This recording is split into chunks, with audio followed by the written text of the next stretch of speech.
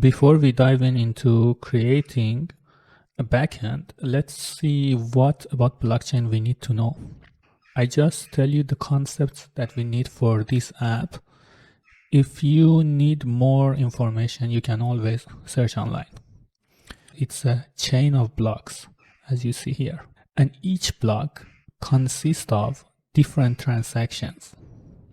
And transactions are the information that kept in each block. For example, if you send money to your friend via your wallet, for example, Trust Wallet, it will save inside one transaction inside one block. So it will save there forever. When we want to write to the blockchain, every transaction costs us money. And the money in the term of tokens in blockchain. So for example, if we want to send money to our friend, we need some money.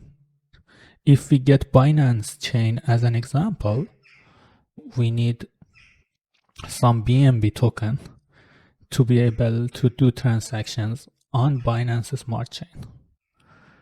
That little BNB that we need, we call it gas. So now I think you realize if we want to develop an application on blockchain, because we need to send a lot of transactions, or we need to invest some BNB if we want to do it for BSC that we are doing now.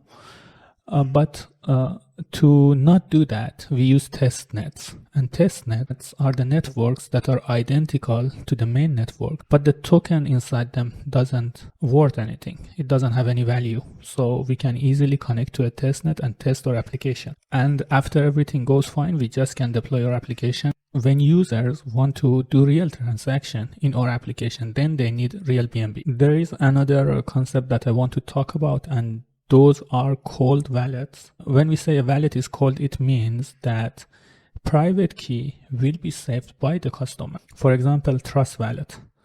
You will keep your private key safe, and every time that you want to approve a transaction, you need to present your private key. But we have hot wallets also. Hot wallets, the private key will be kept for you by the provider. For example, Binance is a hot wallet because when you create an account in Binance, you don't have access to private key, but you have an account that you can approve transactions or do anything or trade or anything. So it uses the concept of hot wallets. And the application that we are developing now is a hot wallet. It means that we will keep the private key and we will approve the transactions in behalf of the user. And there is another concept called block time. And block time is the time between two blocks created in the blockchain. For Binance that we are going to use, it's 3 seconds. This is everything you need to know to understand what are we going to do in our app.